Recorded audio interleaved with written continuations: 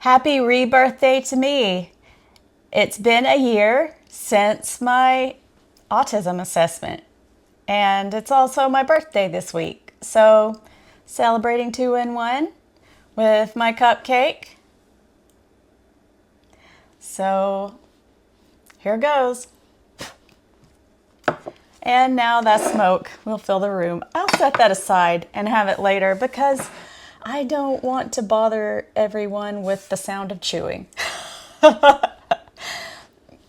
And unlike the picture that I posted of me when I was 1 year old at my first birthday, I don't feel like wearing cake icing for the camera. So, yeah, what a year it has been.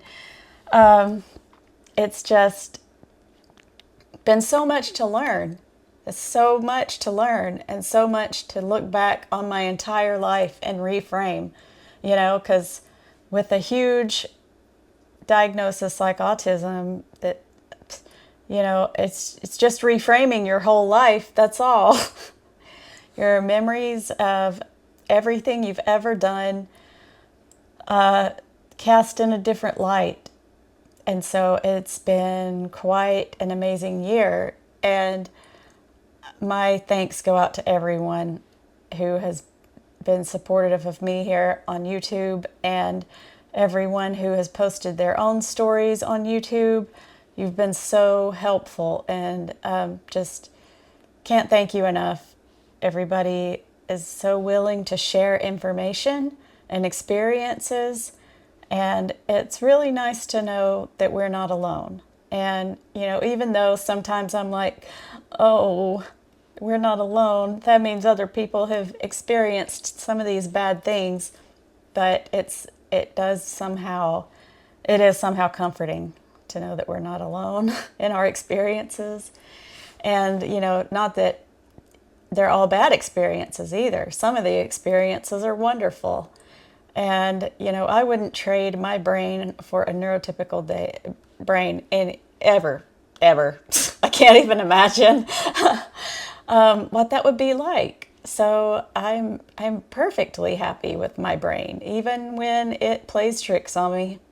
It's still wonderful to be able to see the world through the autistic lens, and I'm quite happy with that. Especially now knowing that it's not just me overreacting or being overly emotional to environmental stimuli. I thought personally that environmental stimuli was my biggest issue. And I was looking through my autism report, my assessment report today, and it sounds like they thought that social issues were more prevalent.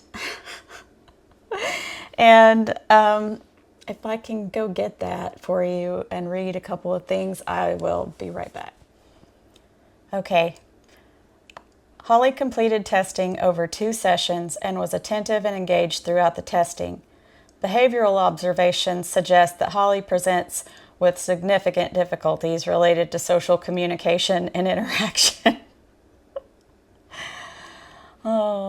Reports from both Holly and informant support these observations and also suggest that these difficulties are accompanied by differences in sensory processing and restrictive and repetitive patterns of behavior. And then they go on to, it says that they're giving me the diagnoses of autism spectrum disorder, alexithymia, and mild misophonia. And that's, so I didn't get my report on the last day of my assessment, but I said, will this testing tell me if it's something other than autism? And they said, oh, you're definitely autistic. We just don't know if it's level 1 or 2. It ended up being level 1, but at least them telling me there, I didn't have to sit and wonder until I got my report or anything like that. But and I could tell from the behavioral changes of the person giving me the one section of the test where you read the story. I could tell by the changes in his behavior, and he wasn't the main person assessing me. There were two, and but he started doing the whole, I would call it infantilizing thing about midway through that portion of the testing. And I thought, oh, he's decided already. He's decided. And this is kind of unfortunate that that's the way he goes about, treating people with autism. But in his defense, he typically works with kids. So, but yeah, so I didn't know if I should write them a little letter afterwards and say, you might not want to treat adults like they're children. It's not exactly the way we desire to be treated. But anyway, the rest of the testing was fine, and that didn't offend me really. It just was very noticeable, and so the things that I've learned over the year, though, I haven't even scratched the surface yet. I'm just beginning to understand how it has affected me during my lifetime and what kind of limitations that presents. And I think that one reason why the social thing is so difficult for me is because, like, when I'm talking to a camera at home in my controlled environment, everything from the temperature to the lighting to the sound, and even my refrigerator is too loud to me. Like, I need to control all of this stuff in my environment to be able to communicate effectively. I'm so easily pulled out of any conversation that's happening by sensory stimuli. And so it's so distracting. It's so incredibly distracting. And so that's one thing that, I think that is a big hindrance to my social. I mean, obviously, it says in the report that I seem to be more worried about, I'm not worried about if people are judging me. I'm worried about accidentally offending somebody or hurting someone's feelings because of the direct way in which I communicate. And not everyone appreciates direct communication. And so instead of saying things, I might remain silent altogether instead of saying something that could hurt somebody's feelings or, somehow unintentionally, they could unintentionally, no, I could unintentionally be offensive. They could find it, offensive, whatever. And it's part of the whole thing, the whole social and communication issues with autism. It's part of it. And I seem to notice the sensory stuff the most of all because I'm not an observer of my social performance. And so that's all other people can see is how I am acting outwardly. They don't see what's going on inside my body and my brain and my nervous system. And just all of the input that I'm taking in that really distracts me from communicating most of the time in any kind of public setting. I always have preferred to get together with people on a one-on-one basis, and typically, a very quiet place. And my friends and I would go to quiet coffee shops or restaurants, whatever, with patios, especially because patios, the outside is not echoey. The acoustics of the outdoors there's plenty of, grass and trees and things to absorb the sound, but inside a cafe, a restaurant, whatever, the sound bounces off the walls. And so that's just one way in which, social activity is limited for me, because I'm like, oh, can we go to a patio? Oh, it's going to be freezing. I can't go. And, things like that. Just learning the real reason behind everything is my neurology, not because I'm sensitive or picky or making excuses, which a lot of people have seen that kind of selectivity of environment and, season and everything like that as me being just picky or making excuses. I think most of the time, my family at least has seen it as making excuses, and then their behavior towards me also made it to where I didn't want to be around them any more than I really have to, and not all, but certain ones. And so,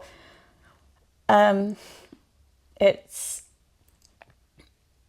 because, part of it is trying to make people understand where you're coming from and constantly being misunderstood.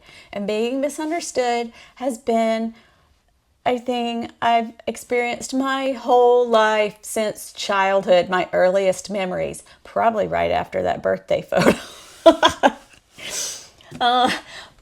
Maybe not that. I don't know if I can remember anything from any earlier than, I don't know. I know that I can remember things from when I was 3. I have a really good memory. It's kind of a curse sometimes, but I remember really being really young and trying to explain myself and knowing what I meant and knowing my reasons why, and people treating me like I was, bad, and that I was making excuses, and that, even if I presented them with a good explanation, it was judged as, not a good enough reason or something like that. But, and, getting my words mixed up, like the word order in sentences, I think could have something to do with it, but I wasn't tested for any type of other communication issues. They just tested me for a broad spectrum of, psychological disorders and PTSD and any kind of eating disorder or anything like that, but none of that stuff showed any kind of, I didn't show signs of any kind of anything other than autism, alexithymia, and misophonia. So just those 3 things. And that was a relief. And, I kind of joked that if they found anything, that I would have expected it to be avoidant personality disorder. And they said, well, funny you should mention that. We talked about that. That's the only thing that we talked about, but your reasons for avoiding things are totally different than the reasons people with that disorder avoid things. Yours are mostly sensory disorder related, and, with the social and communication things that go along with autism. So there was that. I do avoid quite a bit of stuff. And, I find that sometimes that's the only way that I can get around ending up in some sort of sensory overload or having a neurological event, is when things get overwhelming. I will avoid anything else that's going to contribute, to add to it, add to the cumulative load of stress. But, I've learned so much about communication and just tons of stuff about sensory experiences and depression, things like that, just different things that the autistic mind experiences. And it's been just so eye-opening. And the reframing of everything. There is a book by Mark Lawrence, Prince of Thorns, and it says something about memories being like stones. You can turn them around and around in your hand and think you've explored every surface and still find an edge that cuts. And that's not verbatim, but that's pretty much, that sums it up pretty well. And that's how it is, especially reframing your memories. You turn them around and around, and you can still find edges that really hurt, especially when you're having to go through all your memories and think, if I had just known that I needed to get myself out of that situation, or if I had just known that I just needed accommodations, or if I'd known that, that job was absolutely never going to work out for me because, as an autistic person, sales or whatever is just not suited to my neurology. And, looking back on relationships, that's a big one. Because I personally think now that I should never have cohabitated with anyone ever. It's, it's not that I regret the experiences that I had with people. But being in a constant state of overstimulation because your sensory needs are so totally opposite of the people you're living with, it's really tough. And or if you're with someone who is way more social and extroverted and or people who really care about appearances and what they think, society expects from you. Just being in a relationship with another person is a challenge on its own, but when you're cohabitating, this is only my perspective. I know there are people out there who live together and love it, but me personally, just me, for my nervous system, man, it is a hell of a time trying to find someone that can tolerate the absolute silence that I need. The silence is the biggest thing, I think, for most people, because people just typically don't like being left alone with their own thoughts. And staring at symbols on a page for a lot of people is boring or just not something that they choose to do. And that's something I love. And I can, the ways in which I think are, I think that through this that I've discovered that I'm hyper, oh my gosh, what's it called? Hyper visual. That's not the right word. Hyper imaginative? Oh my gosh.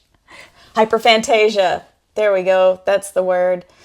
See, I'm going to leave that in so you can see that's one way in which I struggle. I don't know. That's probably not anything that's specific to autism though.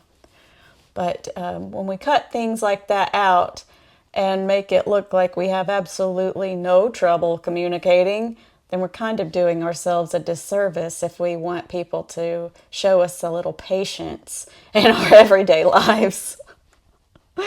So anyway, so hyperphantasia is one thing that I'm starting to think that maybe I experience, because Man, I be tripping when I read. When I read, I just have a full movie going. And even I noticed in Red Sister that when it described the smell, the scent of a cave, I like have a little memory bank of sensory experiences stored away that I can just summon like a memory of the scent of a cave. And it's not like I have a, hallucinogenic smell like I have before when I had a bad migraine, but, and that's something that happens with migraines, not all the time, but some people experience it. But so I could just imagine the way the cave smelled and looked and sounded, with the drip, drip and everything, things like that. I just imagine the entire environment. And the character, I see her very clearly. She looks like an Italian actress, Alice Pagani or something like that. I always want to call her Paganini, but I think that's a composer. But anyway, like I just see the character in my mind, and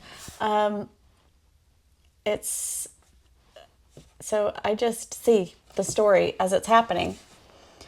And I didn't know that everyone didn't experience that. I just thought that people who didn't enjoy reading just didn't like having fun.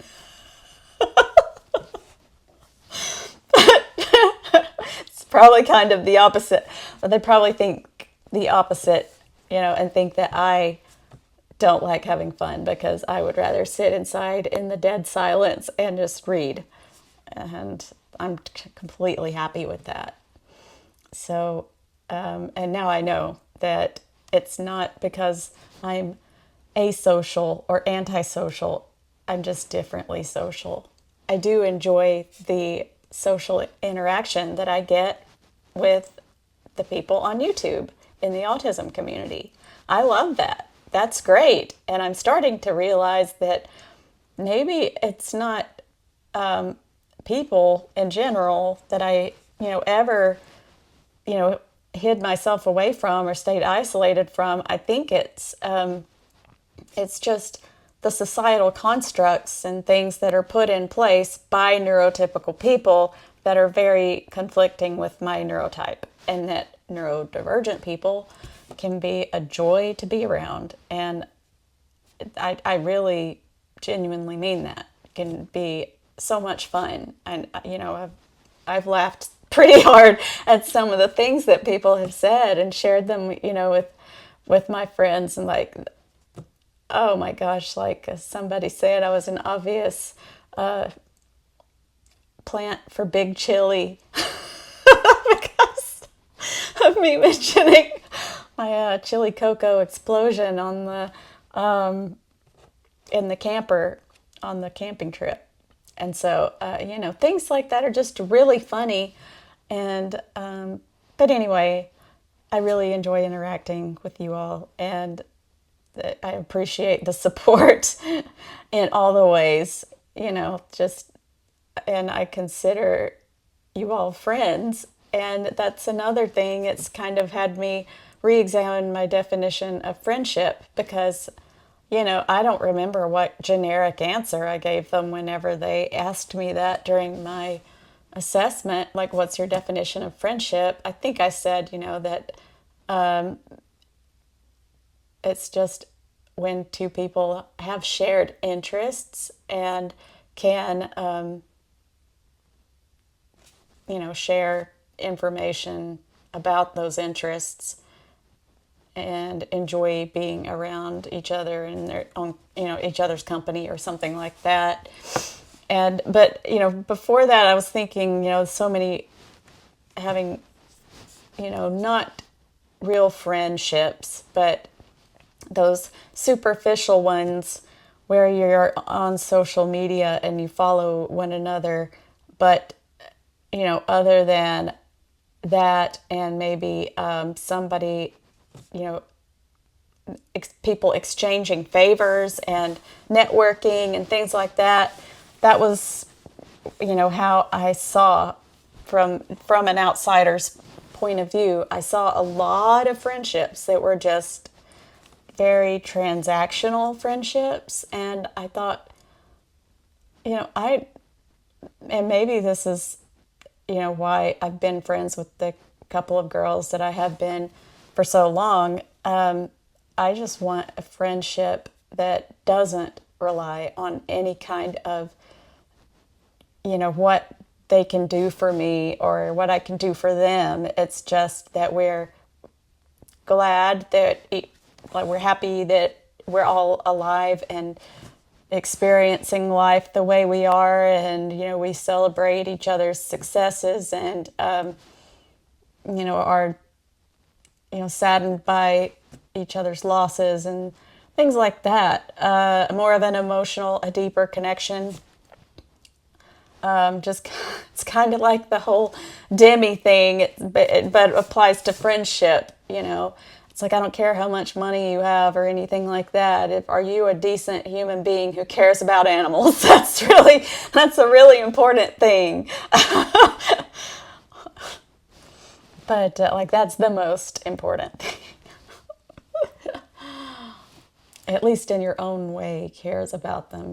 I understand that some people are way more inflexible in their definitions of some things than others, but yeah, just learning so much about it, the reframing of the past, and accommodations. I did part of the reason I did the assessment instead of just rolling with self-diagnosis was because I do require accommodations at work, and even though I'd kind of put those in place myself as the years went by, I just wanted to make sure that no one would come along and change it. Like the environmental things, like natural light in my office. I didn't want to get moved to a cubicle in a place where there's only fluorescent lighting and stuff like that. So accommodations, that was one big reason why I had it done. And for affordability of assessments, I want to share with everyone that if you live near a college or university that has a psychology program, like a PhD program, please contact them. If you are, on a 2-year waiting list or whatever, contact a college. You can email them. You don't have to make a phone call. And see if they offer assessments. And it's possible, because that's how I got my assessment, within a reasonable amount of time for a reasonable amount of money. But before I even went that route, though, I had already had my therapist, confirm. She thought that I was neurodivergent, and my doctor also thought that a lot of my physical symptoms, surrounding migraines and the sensory issues that I experienced, and then of course the comorbidities that, like Ehlers-Danlos syndrome and autoimmune issues, that it kind of pointed in that direction. So, I had 2 people that were kind of supporting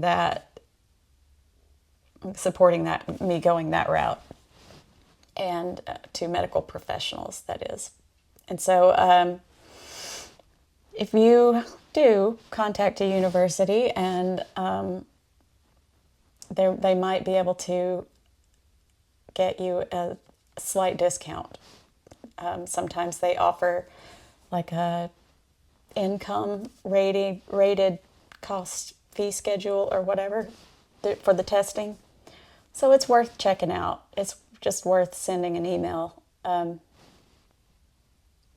If you need accommodations for your work, especially. I'm not saying that self-diagnosis isn't sufficient on its own for most things, but if you need work accommodations with something in writing, then an assessment might be helpful. So there's that. Yeah, the assessment, after I got my report, that I told my partner first, and he didn't act surprised. He never acts surprised about anything. But let's see, I told my best friend, and she said, that makes so much sense. I hadn't even told her that I was having the testing done or anything. I just thought I'd surprise her with that, and that makes so much sense. And then other people I told echoed that. That makes so much sense. So the people who know me really well have just responded with, oh, that makes a lot of sense, instead of any kind of pushback. And I guess it does help that I have one distant cousin in my family that was diagnosed as a child. He was diagnosed when it was still Asperger's, when we still called it that. But anyway, it's been a good experience. I can't tell you how much of a relief it was to find out that it's not, I mean, if it's only all in my head as much as my brain is all inside my head. It's not imaginary. It's not any kind of overreaction. It's not an emotional response to, anything like that. And, I was playing Skyrim. I'm replaying it. And I started playing on survival mode this time. And I was just like, oh my gosh, this is what a revelation this is. I've been playing on regular mode every single time. I've never played on survival mode before. So I knew what it was like to play on normal mode. Autism is like survival mode. In that game, everything was so much harder. I'm like running around with my health bar down at the very bottom and my stamina bar down at the bottom, and it's like, sending me like, you're feeling hungry, you're starving, you're freezing, you need to rest. And it's like all these constant messages, and I thought, that's kind of how I am all the time. But I have trouble identifying which signal's coming from where and what my actual need is at the moment. But yeah, so if that gaming experience was anything like, I've never lived a neurotypical life, so I don't know how life is, but I just imagine that's how it is. That it's like playing the game on just normal noob mode. that it's just like, just normal, nothing too extravagant, nothing too dangerous, nothing. And yeah, autism is playing the game of life on survival mode. So yeah, I couldn't take it. I God. In the game, because I couldn't fast travel. So that would be like being autistic with the only mode of transportation being your feet. And that was the last straw there, was having to walk across Skyrim with no fast travel. That was it. That was the only reason, though. So I'm just ready to see what the next year brings and keep learning. And here's another shout out to all of you. Thank you so much for your support.